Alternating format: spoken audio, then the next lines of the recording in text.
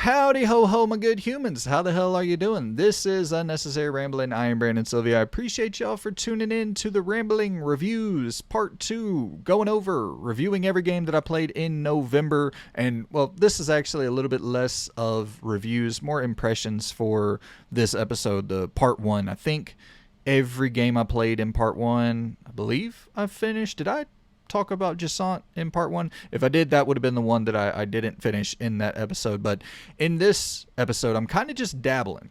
I'm, with the Black Friday deals and stuff like that, games that were maybe a little bit too pricey when they launched, a little bit too pricey for at least me, something that I wasn't 100% sure of, so I didn't want to spend the $70 on it or whatever the case. I have been dabbling a little bit, checking those out here and there, and trying to, just play some of the 2023 releases to do some Game of the Year prep work. So really my main goal was just kind of to dabble around until I found something that really stuck with me. And we got a few games that stuck with me, a couple games I finished here, but yeah, more just dabbling, checking something out to see if there's that one thing that really sticks with me that might end up ranking high on my Game of the Year list. And we do have one of those games here to talk about that I am very damn excited about. And I guess we can go ahead and kick off with that. Oh yeah, actually, before we begin with that, I do want to let you all know that I'm doing a community Game of the Year tournament. I'm going to be laying that out probably the day after this video goes live. It's going to be 13 different polls that go up. We'll have 5 games per poll, and I'll show you how I kind of randomized it. I went through and selected like 50 of the most prominent, most beloved games of the year.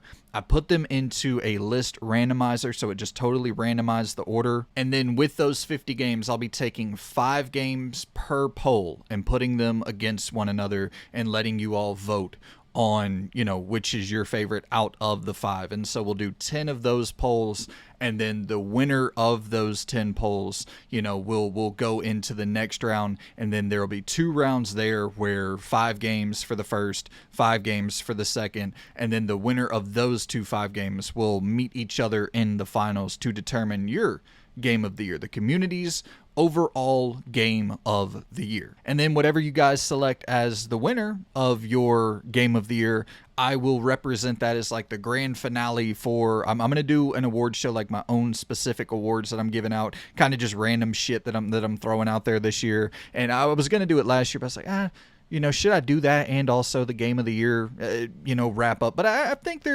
I think I laid it out this year to be a little bit more unique than just going through and being like, oh, best horror game or best open world game, because you can kind of go through my rankings and see what I listed as the best horror games or the best open world games. I think I tried to make it a little bit more unique this time around. So I think I am gonna do a Game Awards 2023 Game Awards show at the end of the year, and for the big finale, I'll reveal your Game of the Year that you all voted on. So yeah, I think it's going to be really fun. I'm really excited to see what you guys select as your 2023 Game of the Year. But without further ado, let's go ahead and hop into everything that I have played in November Part 2. And let's go ahead and kick it off with the game that I finished most recently, the game that I'm very hot on.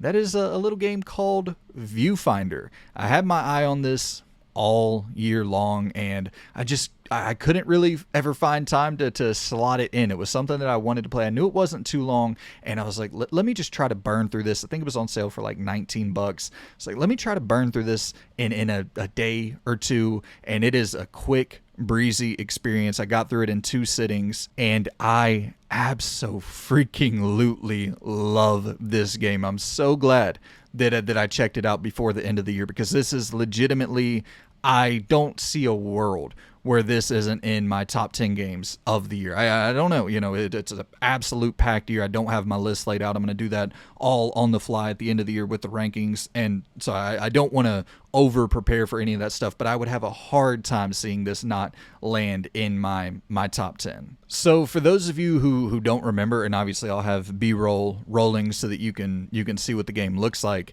But Viewfinder was the game where you take the photos in the world, and then those photos that you take can come to life, and you use whatever photo you take that you brought to life, you use that to traverse these different environments to get to, these areas that were previously, before taking the photos, unreachable. These areas that you couldn't get to just by exploring the world. So you take a photo of a sidewalk, and then this area off in the distance that you're supposed to get to finish the puzzle, you add the sidewalk to the blank space between you and your mission objective, between you and, it's like a teleportation device, and you once you reach the teleportation device, that's how you complete a level. So there will often be blank space between where the platform you're standing on and the teleportation device, and then it's like, okay, cool, I take this picture of the sidewalk and I put it in this open area where I'm unable to reach the teleportation device, and now I just walk across the sidewalk. And that's like the very, very simplistic early game stuff. From that point on, it gets much more intricate, much more complex. It's never anything that's overly challenging, like you will figure it. Well, let me say, the final level, it's like a time trial, a 5-minute time trial. That is actually pretty damn difficult. But other than that, there's not too much challenge. I will say the most frustrating thing about this game is that oftentimes you're doing more lining up you're taking a photo and trying to line up the different perspectives from the photo you took and then adding it into the real world, and you're trying to line up the photo and the real world together to have this electric current run through the teleportation device to activate it. And some of those elements can be a little bit, it's not challenging, it's just time consuming and a little bit annoying. And also the perspective, lining up the perspectives of photos, which I will say that does add for some really fucking cool moments where you see the art style of the game totally swap on the fly, and you're going to a whole different world with a whole different presentation style. It's a beautiful, beautiful game. But I will say that sometimes when you're lining up these paintings to go into these different dimensions,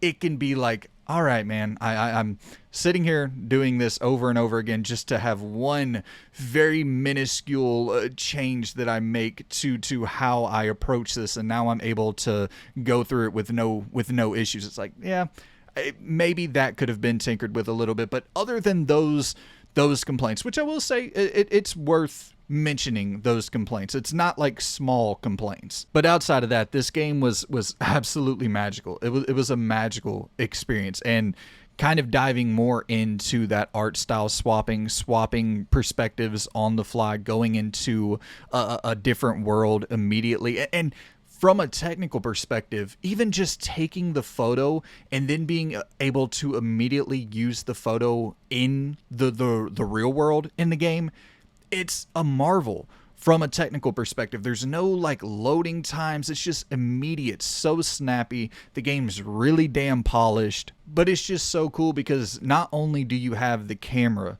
that you're using to take the photos to reach your destination and to do a bunch of cool shit that way, but you actually have little photos that you pick up in the world, and you'll find a photo that's like a Tetris photo, and you can use that, and you can go into this Tetris world or an old school like NES world, and you jump down into this NES world, and there's like a little secret dungeon off to the side where there's a chest for you to go and find. And it once again, this is immediately taking place. You're immediately jumping from this real world or kind of fantasy real world scenario straight into an old school NES visual set piece, straight into a forest, straight into a Tetris world, straight into like a Mario-esque level where you're allowed to get this double jump ability for a second, or a super jump ability for a second.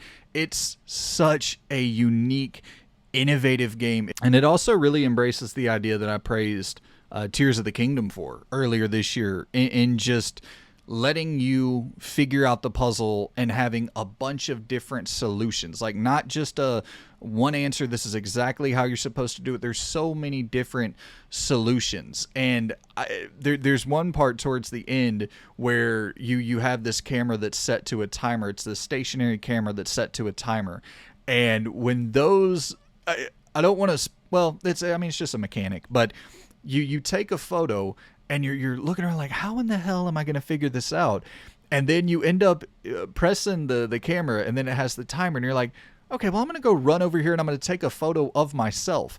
And then so you take the photo of yourself, and once again, every photo that you take can then be transported into the real world that you're in. So you take this photo of yourself and you kind of line it up. There's this gate that you're supposed to get into. The teleportation device is gated off, and you're like, I wonder if I can use this photo of myself to get into into the barred teleportation device. If I can get into this cell with the teleportation device, and lo and behold, that's how you get in. You use the photo of yourself that you took, and whenever you place it, by the cell, you go through the cell. Like if you place it on top of the cell, you drop down into the cell. It's so imaginative. It's unbelievably unique game, and obviously you can compare it to stuff like Portal, and I get that, but I don't know. I was just so happy playing it. It was like, this is, when some of the most creative people on the planet are working in the most creative entertainment medium on the planet, and they come up with shit like this, is like, hell yeah, this is what this art form is capable of whenever you have truly creative people making cool shit. And there's this like sensation that you get while playing the game where you feel so smart for finding the solution, or finding a solution to this puzzle.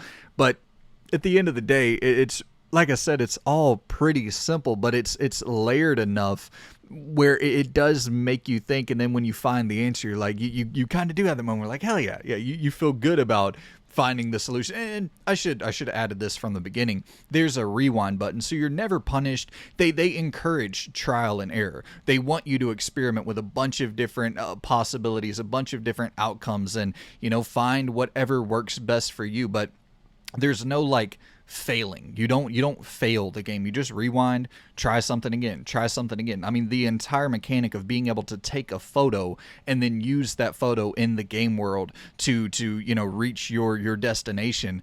If they had some fail state, it wouldn't be fun at all. It encourages the freedom, it encourages the creativity, and that is just inherently discouraged whenever you don't have the ability to try different things out. But there's no hints, or there's nothing at all guiding you. You don't have an NPC or a companion character that's like, well, maybe if you throw your axe over there. Like, it's none of that shit. It's straight up, you go out and figure it out. But they give you enough tools, and they give you enough freedom to make mistakes without ever punishing you. It's really cool. And then when you really get familiarized with how the entire game operates, which this probably took me, I don't know, I think it maybe took me 4.5 hours or so to finish it, if I had to guess.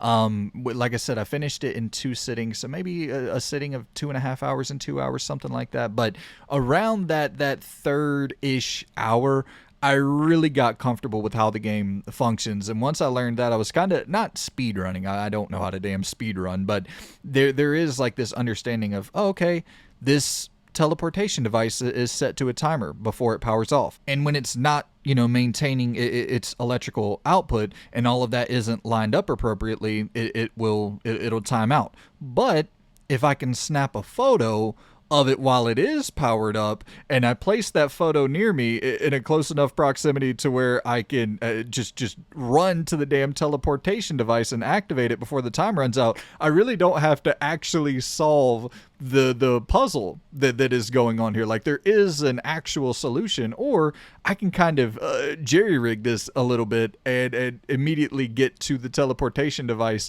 in like 10 seconds, and I'm on my way. But one of like the core objectives that is consistent throughout the entire game is finding different batteries to power up the teleportation device.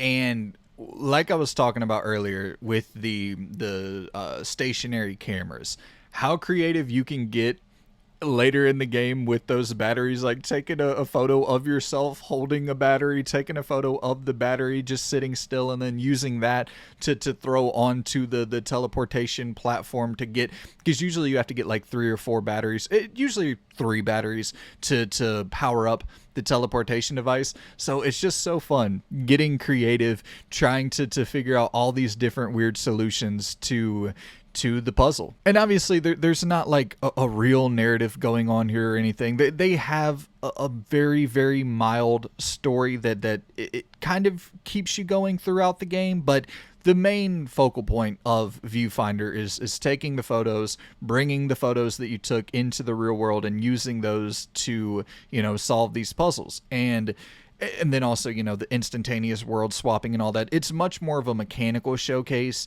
and even a technical showcase than it is like a masterpiece in storytelling. But I will say later on, there was a small narrative hook that kind of had me engaged.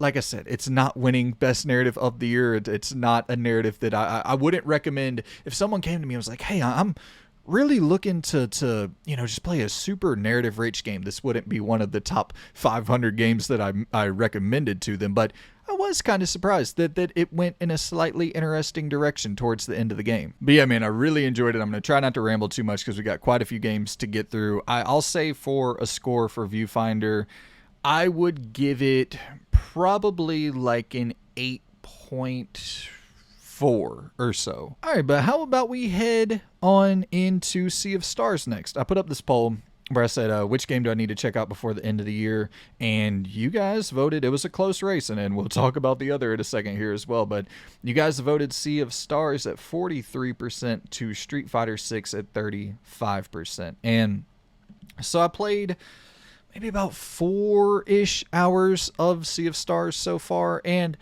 I enjoy it.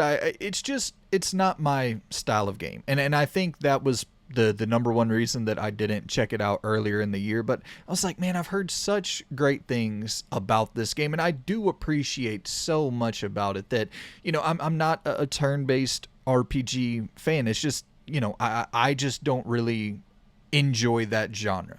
And I'll say that this is, in terms of the mechanics, one of the more enjoyable turn-based RPGs that I've played in a while. And surprisingly enough, similar to Thirsty Suitors, which I played in the part 1 of the, games I've played in November or whatever for the rambling reviews. With Thirsty Suitors, there was a lot more kind of active combat elements going on in the turn-based battles, and Sea of Stars has that as well, where like the one character has the I think they call it the moonerang, where she throws out this boomerang, and you time, I think, X every time it comes back to you, and you're hitting it from one enemy to the next, and then even on the regular attacks, if you hit X at the appropriate time, that will line up a second attack. And then they have the same thing for defensive maneuvers, for blocks, and if you block at the right time, it'll take less damage, your character will take less damage. So it's incorporating these more action-oriented elements into the turn-based battles, which I very, very much do appreciate. And I mean, it's just a beautiful, beautiful game. It's absolutely beautiful. It's so handcrafted, intentionally designed, and even, having small puzzle solving elements, like environmental puzzle solving elements, thrown into the mix just to mix it up a little bit, not to have everything be random encounter, turn-based battle, random encounter, turn-based battle, to have just little puzzles that you're going off and solving, and not necessarily platforming per se, but you got a mountain that you're kind of climbing up and wiggling around, and it doesn't feel like a sense of danger, but it does immerse you into the world that they're creating more. So make no mistake, with me jumping out of it, I'm absolutely not in any way, shape, or form trying to suggest that the quality of the game is not supremely, supremely high. It is objectively a well-made, high-quality experience, full stop. My issue was just that I could not at all click with the story. And then they had the one thing that they were, the carrot at the end of the stick that I was somewhat curious about, but it just wasn't prominent enough for me to stay around. And that was like the seemingly like a dark cult story going on there.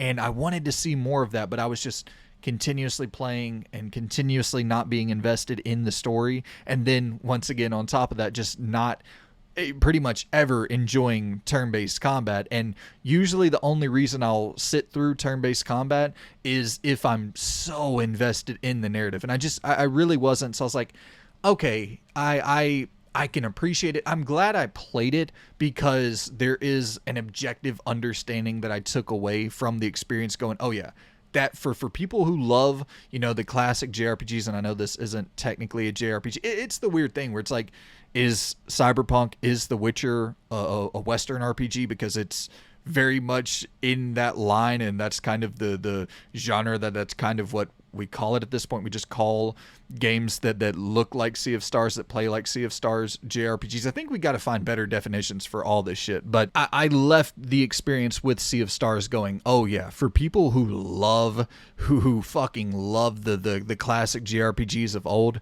this is going to be a lot of people's game of the year, and I absolutely can see merit in that argument for sure.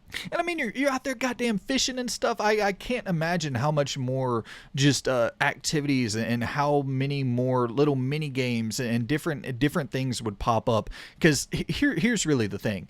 Like I said, I was 4-ish hours in, and I looked up how long to beat, and I was like, oh, 30 hours. So I got another 26 hours to go with this. I don't think I can commit to that, but it was cool, you know, going off and doing a little fishing mini game and lining up the fish with the current and reeling them in with the current coming towards you. And I imagine there's going to be much more cool shit like that on offer. And so I totally, like I said, I see why people love it so much, but for me, I just didn't want to invest the 30 hours or so to finish it. But I guess piggybacking right off of that, after I played Sea of Stars, I saw old Street Fighter 6 sitting on sale for half off for $35 at Best Buy. And I was like, okay, since this vote was so close between these two games, let me go pick up Street Fighter 6 and let me dive into this thing and try to see, because I mean it's a 92 on Metacritic. So I just wanted to see what the hype was about, because I really got into Mortal Kombat this year. So I'm like, maybe there's a fighting game renaissance taking place inside of my brain. Maybe I'm really going to get into the fighting game genre. And not so much with Street Fighter 6. I only played the World Tour mode. I played, I don't know, maybe once again like 5 hours or so of the World Tour mode. And out the gate, I'll say that Street Fighter 6 leaves an immediate, like the first impression it hits you with is like, holy shit, this character customization screen is off the charts. Like maybe the best character customization options I've ever seen in a game, potentially. And I mean, even just like the variety of body types on offer was so crazy to me, and how it seemingly affects gameplay slightly, where arm length matters and how bulky you are matters, and you can just go in and morph and customize your character to your liking, to like the most specific details. It's insane how long I could have got lost in this character customization screen. I mean, just, you know, all the hair types and the beard types. You have, I think, 20 different voice types that you can pick from, which I will say,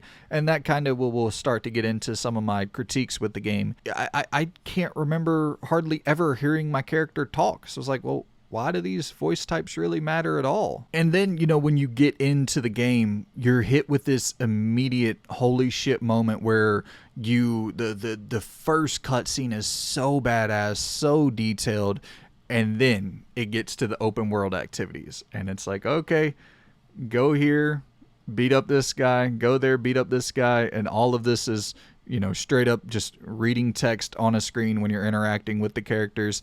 And then you get into like the big cutscenes. Like I said, that immediate cutscene, that first cutscene off the bat, fully voice acted, awesome presentation, just great, a great cinematic presentation across the board. And that is not on offer for the majority, or at least I should say the majority of what I experienced in my 5 hours or so. You get a few of those thrown in here and there, and it's mostly just going up to different characters in the open world and reading the text on the screen, having a pretty not great presentation, and then going off and doing a little fetch quest activity, or just having people chase you around the open world trying to fight you, and it's like, I want to get to the next activity that'll get me to the next cool story moment. I just want to experience like a cool story. And I know that people who are, in the fighting game community have always said that Mortal Kombat has always been the more story focused, like really solid story, and Street Fighter has always had the better mechanics, the better just fighting gameplay. And I can see that to some extent. I'm not a fighting game guy, so I don't know the intricacies of the different fighting systems. But I can see that the Street Fighter 6 definitely is fun to play. Like, the moment-to-moment fighting definitely is fun as shit to play, and mixing the different styles, having, like, the main setup of the game is you have these different masters. You're like a pupil coming up the ranks, trying to learn the way of these different masters, and you can adapt their fighting styles into your own and blend them together, blend some of one master's ability into another, so you have a bunch of different fighting styles and moves you can pull off in battle. But once again, these are things that I personally don't really care about, but similar to Sea of Stars, people who are really, really into the fighting games and into the, playing online and all this and that, the competitive play. Oh, dude, I'm sure that there's so much that is on offer outside of the World Tour mode. I totally can recognize and respect that. But for what I was looking for out of Street Fighter 6, I just don't really think it was there with that World Tour mode. For sure, the world map or whatever they call it, definitely think that is really cool. And it would have been nice to see it implemented in a more expansive or just a more elaborate setup, I guess. And to kind of give you an example, you're in the US and you have this world tour map that allows you to go to different, to totally different parts of the world. You're going to Brazil, you're going to Italy, you're going to these different parts of the world, and it's usually for one specific battle encounter. You get into one fight and then you go straight back to the US, and that's your kind of hub area to roam around. The one open world is in the US, at least from what I've played so far. It would have been cool to have, I say this all the time, but and I know that you can't really expect this from, you can only have these expectations for a Grand Theft Auto or for games that sell hundreds of millions of copies. Like, this isn't in that same budget range, I wouldn't imagine, to be able to pull something like this off. But it would have been cool to have a couple smaller open worlds to go and interact with and find different things to do. I think that the setup there of having the world map in the game, I think that seeing that in other games in the future, but a little bit more expansive, a little bit more detailed and laid out, I think could be really fucking cool. So I think they're on to something, but didn't quite excite me the way I thought it was going to when I first saw it rolled out in the game. But yeah, I don't mean to like shit on the game to give you the impression that I don't like it. I think it's a good game. You know what I mean? It's just, I think a lot of probably the highest quality experiences that you'll find in Street Fighter 6 probably lie outside of the World Tour mode. And it seems that the World Tour mode is a really good kind of intro point to get people up to speed, like a good tutorial kind of process to get people up to speed with Street Fighter. They give you pretty easy, at least I should say, for the 5 hours I've played, I really haven't run into any difficult encounters at all. Well, there is this subway section of the game, like a train station, and it's like set to this timer, and you go through the different sections of the train, and you got to beat up a bunch of people at one time.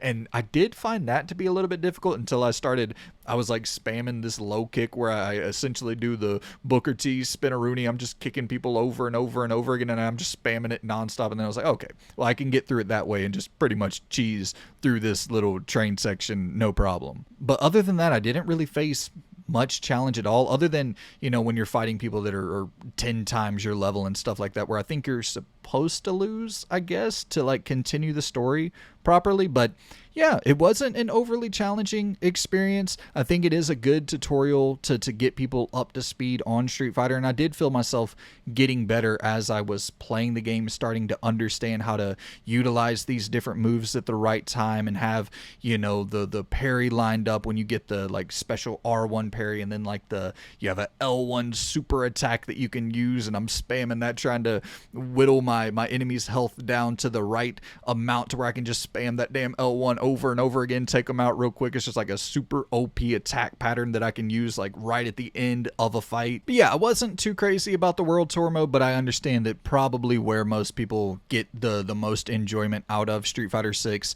is with the different modes on offer and the competitive play and stuff like that. So yeah, shout out to Street Fighter 6. Probably, you know, that'll probably be a one and done for me with the franchise. I'll stick to old Mortal Kombat from this point on. Hell, 2024 is looking so damn light right now in terms of new releases that I might even pick up Tekken 8. I know that one is supposedly very story heavy as well. Tekken, I think, is supposedly very story heavy. I haven't played one since... Shit, I mean, I don't think I've played a Tekken game since the PlayStation 1 days, so, and I was so young, I remember nothing about it, so I definitely have to watch a recap and all that shit, but I don't know, 2024 is looking pretty damn light, so I might even check out some Tekken, especially if it is, you know, as story heavy as I think it is. All right, but let's head on into another one that I waited for until it was half price, and that is NBA 2K24.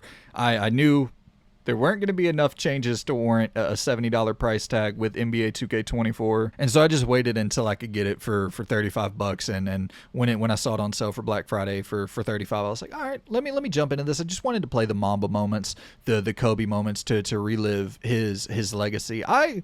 I gotta say, it was cool. It was fun going through that, but I was a little bit bummed out about the selection or some of the things that weren't included for his Mamba moments, like not having the 81-point game.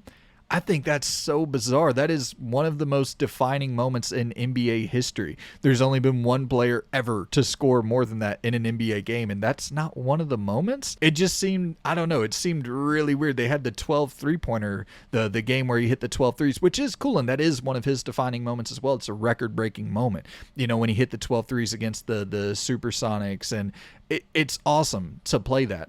But the 81-point game's not on there.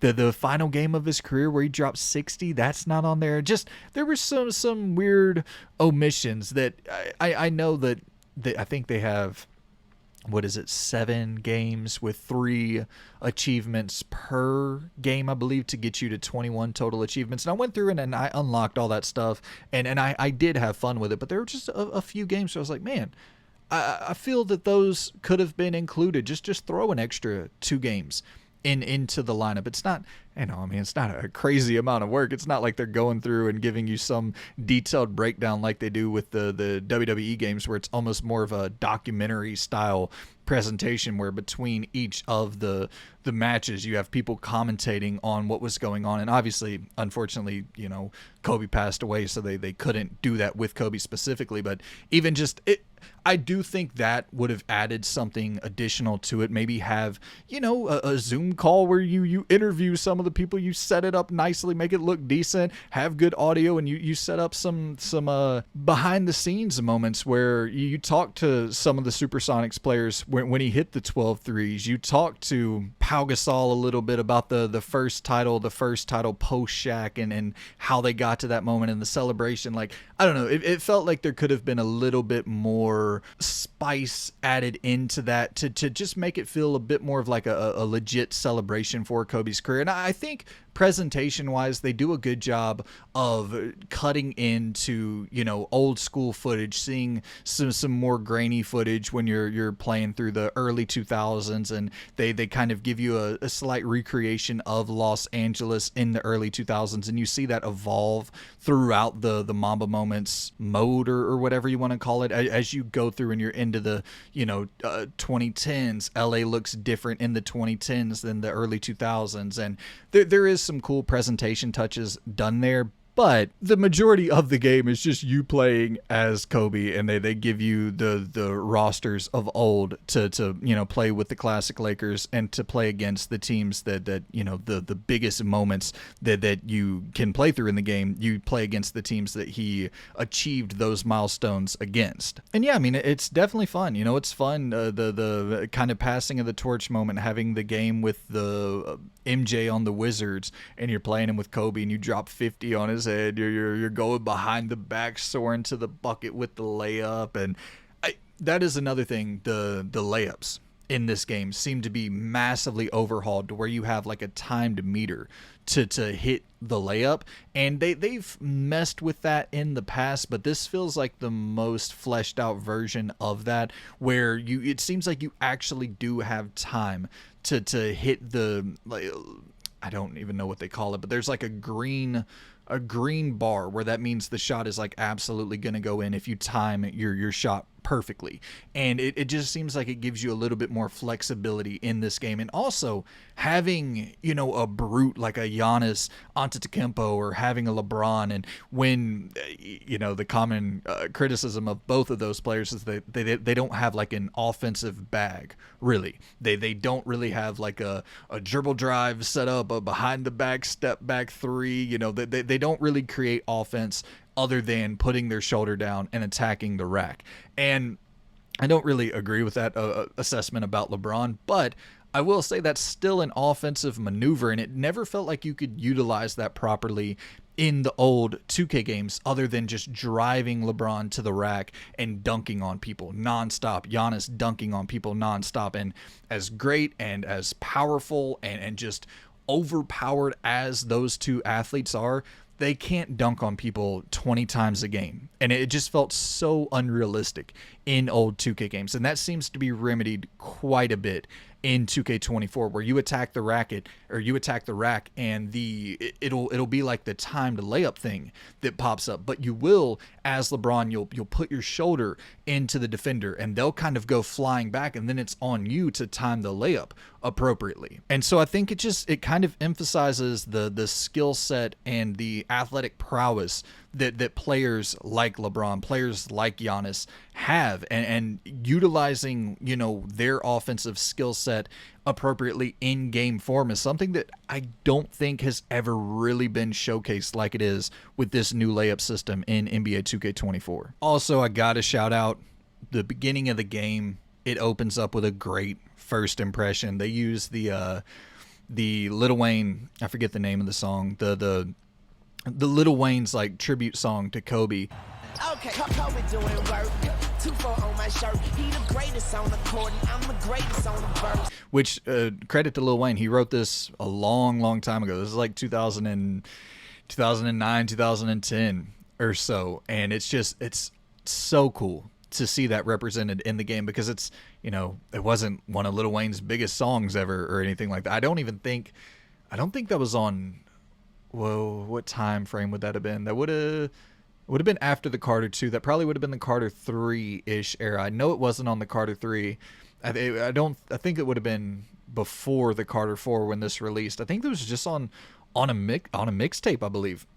I don't know which I'm Not a Human Being, or I really don't know which mixtape it came out on, but he wrote this just awesome ass, tribute song to Kobe, and that would have been something that I think easily could have gone overlooked. And the fact that they, the attention to detail there to place that as the opening song, I think that's just, it seemed like a class move. I can really respect that. But yeah, I mean, by and large, is NBA 2K24 still more of 2K? Yes, it's more of the 2K games that you have been playing for years and years at this point. Any of these, annualized releases, they're just lightly iterative experiences of games you have already experienced probably hundreds and hundreds of hours of, if you're a fan of these different series. So I really would love to see, I hate the live service free-to-play model, but I think that these games just make so much sense to be in that model,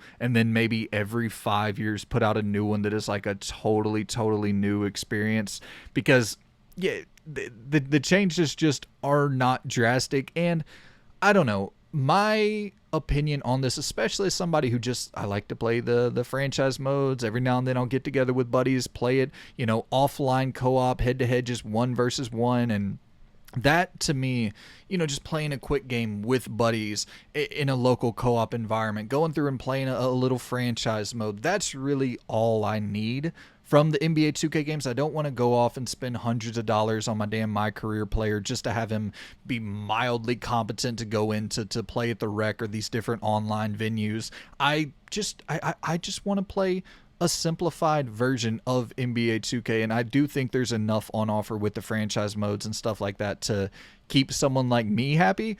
But $70, I can't do that. I'll do it every now and then. Like NBA 2K21, I think, was the last one I paid $70 for, because I wanted to see what the next gen offerings were like with NBA 2K21, with that jump, that hardware jump. I wanted to see if, because I mean, that is one thing about NBA 2K14, NBA 2K6, I'm guessing it would have been. Those games, those transition periods from 6th gen to 7th gen, 7th gen to 8th gen, 8th gen to 9th gen, usually you can really see the power of a console with those iterative annualized sports games to really see what's on offer. And couldn't so much see that with 2K21. And so these games, they're always going to be kind of a wait for a sale type experience for me moving forward, unless there's like a big change that really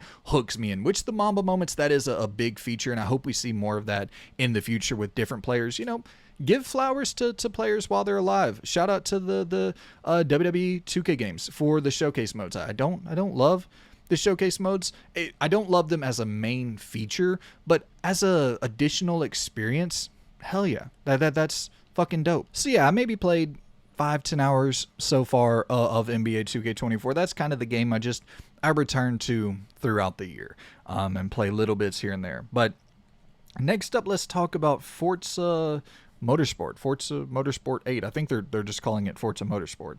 And man, the file size for Forza Motorsport is just absolutely asinine. I remember Forza Horizon 5 being hundreds of gigabytes. I was just like, fuck. That was like one of the main reasons I didn't download this thing. And I was sitting there one day going through Game Pass, and I was like, let me jump into this on the cloud. And if I really like it on the cloud, which I obviously knew going in that the experience is going to be somewhat awful, but if I'm mildly engaged, I'll download it. And of course, playing it on the cloud is a horrible experience, at least for my internet living out in the boondocks. Like I don't have super high internet speeds or anything like that, so it's just barely even functional. But I was like, okay, this loop is pretty cool, going through and upgrading the cars, and it still has the arcadey sort of rewind feature and shit like that. So I was interested enough to download it. I downloaded the 100+ gigs overnight, and I jumped in the next day, and it was a much better experience, obviously. And from that point on, I was like, okay, this is pretty cool. It's pretty fun. It's mindless. There's nothing to me on offer with Forza Motorsport that is anywhere near as impressive as what's going on with Forza Horizon 5. Obviously, from a technical standpoint, I think Forza Horizon 5 is far superior. Well, here's the thing. Forza Motorsport is more of a showcase of the vehicles and all the little intricate details that are present with each vehicle.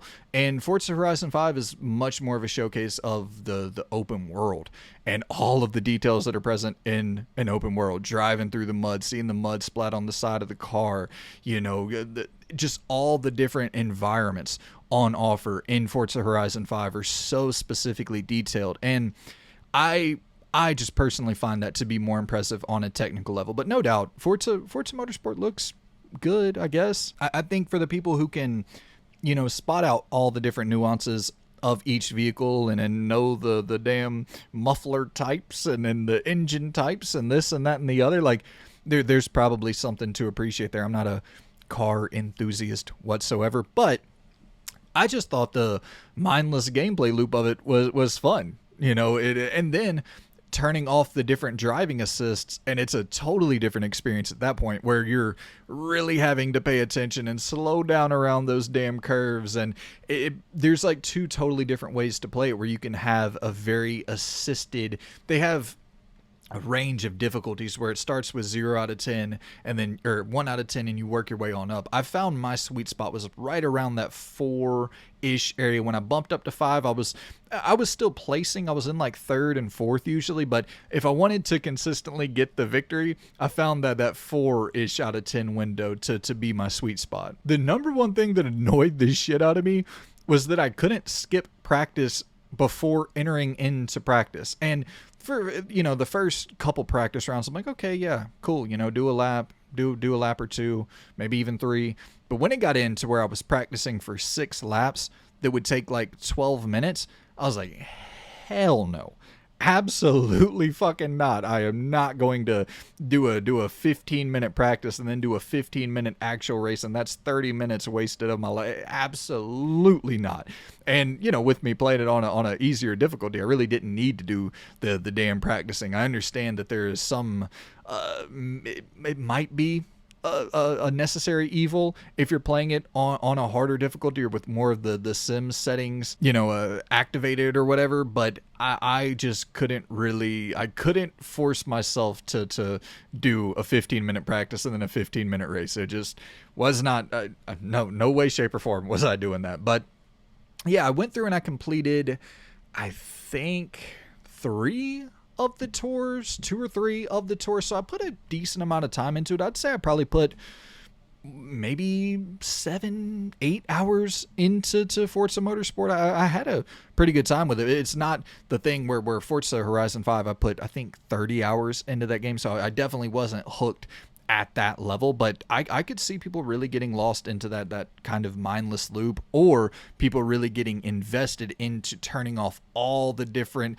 assist settings and trying to fully immerse themselves into this sim experience where every single move they make with the car matters. I could see people getting into that as well. But for me personally, I still, you know, I like driving like a maniac, cutting people off, ramming into people, and it's just, I was glad that you could still do that in Forza Motorsport. But, you know, trying to read the road a little bit and get an understanding of which corners to cut, when to slow down versus when when you need to risk it, and estimating if you have enough space to get in there and get that little wiggle room in between the two cars. Like, it is it is kind of a, I don't want to say exhilarating. That's very much an over-dramatic word for what I'm trying to describe, but it is kind of like a addictive loop, especially, you know, because you can go in and kind of upgrade your cars, and it's constant. You're constantly getting upgrades one after another, so that dopamine is constantly releasing while you're playing the game. And another thing, minor critique. Well, this is more of a major critique, I would say. Those monetization elements are very up in your face, constant pop-ups for shit you can go buy, and yeah, that's annoying. It's nothing's forcing you to buy anything, but it's very much present, very much in your face, and yeah, it definitely at least worth pointing out. But I had a fine time with Forza Motorsport. Wasn't blown away by it by any stretch of the imagination, but had a okay time with it. All right, so now we'll move on to, let's do, there's 2 games that I barely played. I played just a little bit of, and we'll go to those 2 games, kind of combine them, and then I'll close off with the final 2 games that I finished. So Cocoon, I booted up Cocoon. I heard really good things about it, and I played it for 45 minutes to an hour, and I did enjoy it. I definitely see where people are coming from with their praise of Cocoon. It was just one of those things where I was like, all right, after an hour, I kind of got the impression that I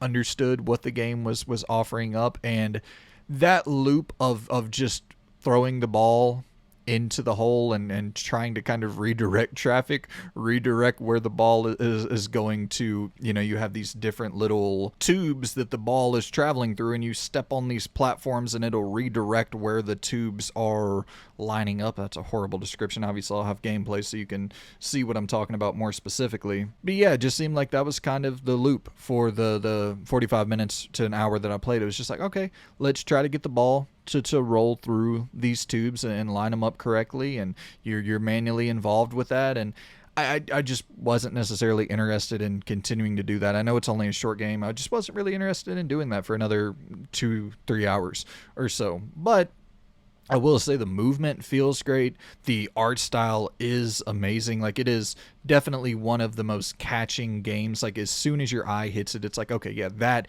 is a very, very specific art style. And yeah, like I said, the movement is great. I know that's something that you can't really put on the back of the box. So this little character moves really well, but it is something that is tangible. And when you are experiencing really great movement in a game, it stands out, because there are a lot of games, especially puzzle solving games, where your character doesn't move incredibly well. I love Viewfinder, and I would recommend Viewfinder over the little bit of Cocoon. Like, Viewfinder immediately captivated me, but that's a character that doesn't really move all that well in that game. And I know a lot of that's due to just being in first person, but there is like a swiftness to this little character in Cocoon. And then there's a more agile sort of movement system that they went with mechanically for Cocoon that I do appreciate. But I just didn't really enjoy the loop that was on offer for the 45 minutes or so that I played. I shouldn't say I didn't enjoy it. I just didn't want to do that for another couple hours. And same exact thing for Jusant. I played that for an hour or so, and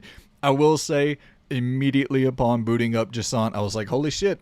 Maybe the strand genre is a real thing. I remember when people were saying that the strand genre, that's going to become the new genre created off the back of Death Stranding. And we definitely have not seen that materialize at all. But Jusant might be the first ever strand-like, because, boy, you boot that thing up and you're alternating between your different climbing arms. LT, controls your left climbing arm. RT controls your right climbing arm. And it's like, oh my God. Has Kojima actually infected the mind of some developer to try to attempt this? And I mean that jokingly. It's a cool system. I actually did think that was really dope in Jusant. I like it much more in Jusant because it feels appropriate. There feels like there is an actual risk involved where you place your hands, other than just walking with your legs naturally. Like, this feels more of something that you can gamify in Jusant. And my thing was just that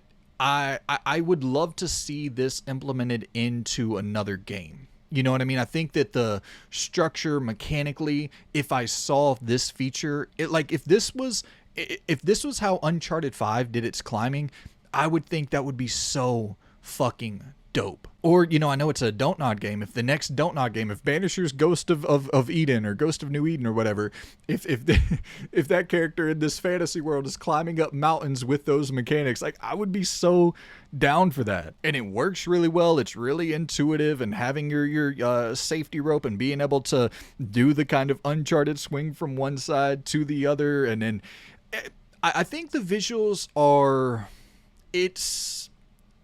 when you look at it, it definitely has a specific style. I can't really say if I personally love it. I liked it a lot when I was seeing trailers. I don't really love the clay looking world when you're playing the game, because at times it felt like I was having difficulty figuring out where to place my hands, because the world seemingly blended into the ledges where you were supposed to place your hands, just from everything kind of looking clay-esque, in my opinion. But yeah, really, really cool climbing system. I would love to see that implemented into another game. But yeah, it was another one that I kind of just noped out of. I played an hour of it, was able to appreciate it, knew that it wouldn't be something that like really ranked high on my game of the year list. So it's like, cool. That's an experience I'll jot down where I'm like, I'm going to keep my eye on that climbing mechanic in the future. All right, but now let's head on to the Expanse. I finally went back and finished up the Expanse. I was on episode 3. No, I finished episode 2, so I played through 3, 4, and 5. And man, I really was not hot on episode 1 and 2 at all. And so when I went back to 3, I was like, all right, I'm going to play 3. If it doesn't click with me, I'm noping out of this as well. But episode 3 was so fucking strong. You make a huge choice at the end of that game, and it has immediate payoff. And that's the shit I was really looking for in episode 1 and 2.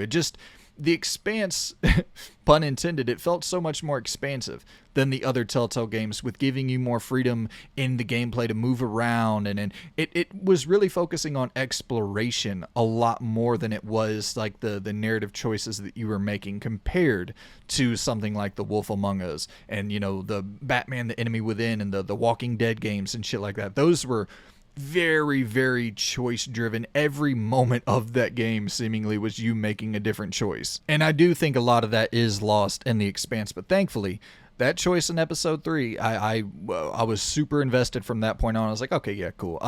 I know these are only like an hour long, so I'll get through episode 4 and 5. And I progressively got more and more disinterested in the Expanse from that point on. I thought by episode 5, I was a little bit bummed out that I made some morally questionable choices throughout my game, and it didn't feel like at the end of it I was really confronted for my actions, and that kind of bummed me out a little bit. But I did, you know, I would have appreciated more in the way of decision making, but I kind of did enjoy some of the puzzle solving, and, you know, you have these little different generators that you're going through and powering up, and you have like, you know, you have the QTEs that were in play with the other Telltale games, but you have more of those available. You have more just time to kind of walk around and take in this cozy, almost Dead Spacey sort of vibe as you're walking down these different corridors, and these different rooms are opened up, and I could appreciate that. I would never sacrifice that for the decision making, but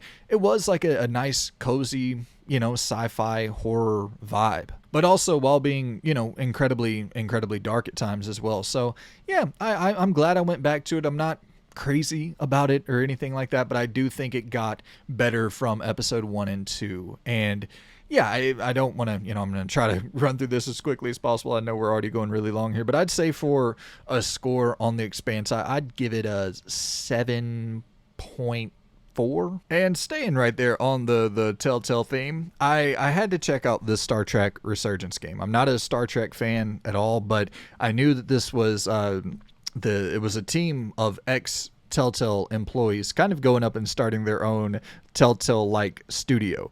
And so I wanted to jump in, and I think I don't know if I mentioned it, the name of the studio is Dramatic Labs.